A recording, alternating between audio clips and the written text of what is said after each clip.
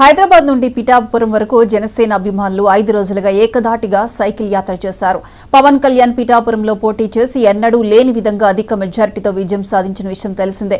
21 సీట్లు గెలిచినందుకు ఆనందిస్తున్నామని జనసేన అభిమానులు తెలిపారు. హైదరాబాద్ నుండి పిఠాపురం రావడానికి 5 రోజులు పట్టిందని పవన్ కళ్యాణ్ అభిమానులు పేర్కొన్నారు.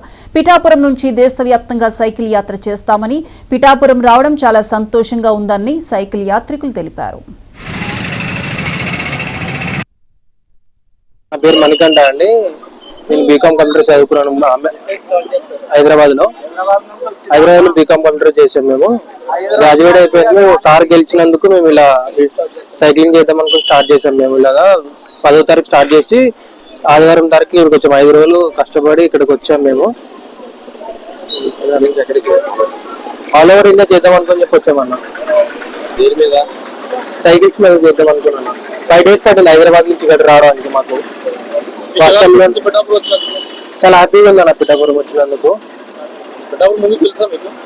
అంటే ముందు తెలుసు, మాది ఇక్కడ ప్రాపర్.